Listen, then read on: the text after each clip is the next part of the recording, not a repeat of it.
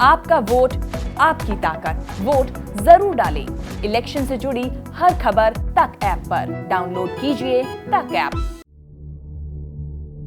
देश में कोरोना की तीसरी लहर लगभग खत्म हो चुकी है। कोरोना की लहर अप्रैल मई 2021 में आई डेल्टा की लहर से कम खतरनाक रही। यही वजह है कि धीरे धीरे रिस्ट्रिक्शंस भी ढीले पड़ने लगे हैं। लेकिन ओमिक्रॉन की धीमी लहर के बाद भी फरवरी के महीने में कोविड में हुई मौतों का आंकड़ा चौंकाने वाला रहा। 18 फरवरी को कोरोना से मौत की तादाद 15,000 के आंकड़े को पार कर गई, जो जनवरी से कहीं ज्यादा रही। इतना ही नहीं, पिछले साल जुलाई के बाद बीते 7 महीनों में सबसे ज्यादा मौतें फरवरी के महीने में हुई। हालांकि इस आंकड़े में एक पेच है। फरवरी के महीने में कोविड मौतों के इन आंकड़ों में पहले हुई मौतें भी शामिल हैं। जी हाँ, कोरोना की पहली 2 लहरों के समय महामारी में जिन मौतों को अब तक रिकॉर्ड नहीं किया गया था, उन्हें फरवरी के महीने में जोड़ा गया है। बहरहाल सवाल ये उठता है कि क्या देश में कोरोना का एंडेमिक स्टेज पहुंच चुका है, यानी कि क्या कोरोना अब जानलेवा नहीं रहा। इस सवाल पर एम्स के डायरेक्टर डॉक्टर रणदीप गुलेरिया ने राहत भरी खबर दी है। उन्होंने कहा कि देश में अप्रैल मई 2021 के बीच आई सेकेंड वेव जैसी वेव अब आने की उम्मीद कम है। साथ ही डॉक्टर गुलेरिया ने यह भी कहा कि महामारी का कंट्रोल अस्पताल में नहीं, कम्युनिटी पर निर्भर करता है। देश की जनता जैसा व्यवहार करेगी,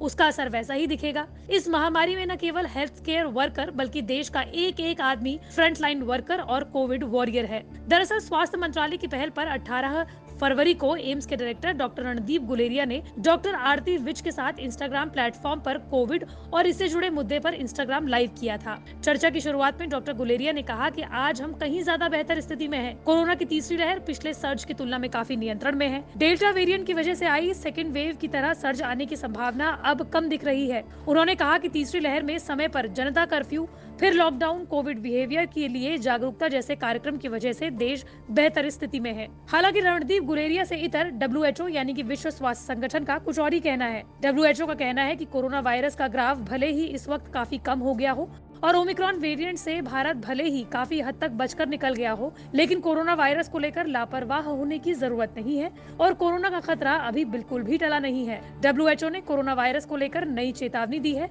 और कहा है कि इस वक्त जो स्थिति है वो कोरोना वायरस के नए वेरिएंट के पैदा होने के लिए काफी उपयुक्त स्थिति है। विश्व स्वास्थ्य संगठन के प्रमुख टेड्रोस एडेनम घेब्रेयेसस ने जर्मनी के म्यूनिक शहर में लाइव सेशन के दौरान कहा कि कोरोना वायरस उस वक्त खत्म होगा जब हम इसे मिलकर खत्म करने की कोशिश करेंगे। यहाँ तक कि अभी का जो वक्त है वो कोरोना वायरस के नए वेरिएंट के उत्पन्न होने का काफी उपयुक्त समय है और इस वक्त जबकि लोग सावधानी नहीं बरत रहे हैं, वो नए वेरिएंट के फैलने का खतरा और भी ज्यादा बढ़ा रहे हैं। WHO प्रमुख ने जोर देकर कहा कि महामारी को समाप्त करने पर दुनिया का फोकस होना चाहिए। WHO प्रमुख ने ये भी कहा कि ये लापरवाही का वक्त नहीं है, क्योंकि अभी भी हर हफ्ते कोरोना महामारी से 70,000 लोगों की मौत हो रही है। अगर इस वक्त कोई नया वेरिएंट निकलता है तो वो काफी आसानी के साथ पूरी दुनिया में जंगल की आग की तरह फैल जाएगा, क्योंकि हम सब जानते हैं कि ये वायरस किस रफ्तार से फैलता है। महज 21 दिनों के अंदर ओमिक्रॉन वेरिएंट पूरी दुनिया में फैल चुका था।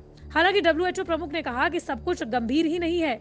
उन्होंने कहा कि हमारे पास उपकरण है, वैक्सीन है, हमें अब पता है कि कैसे महामारी को समाप्त करने के लिए काम करना है, इसलिए आपको लापरवाही बिल्कुल नहीं बरतनी। वहीं एम्स प्रमुख डॉक्टर रणदीप गुलेरिया ने भी वैक्सीन को लेकर कहा कि मुझे याद है कि 2009 में जब H1N1 आया था तो उस वक्त मीडिया ये कहती थी कि हमारे पास अपनी वैक्सीन क्यों नहीं है। आज कोरोना को लेकर स्थिति बिल्कुल अलग है। हमारे पास अपनी वैक्सीन है और आज आधे से ज्यादा दर्जन वैक्सीन देश में बन रही हैं। दुनिया में पहली बार प्लाज्मा DNA वैक्सीन देश में बनाई जा रही है। mRNA तकनीक और प्रोटीन सब यूनिट वाला वैक्सीन उपलब्ध है। इस महामारी के खिलाफ हमारा वैक्सीनेशन प्रोग्राम एक तरह की सक्सेस स्टोरी है। इसलिए आपको कोरोना से बचने के लिए क्या करना है? आपको वैक्सीन जरूर लगानी है, आपको अपने हाथों को बार बार धुलना है, फेस मास्क जरूर लगाए रखना है और सोशल डिस्टेंसिंग का पालन जरूर करना है।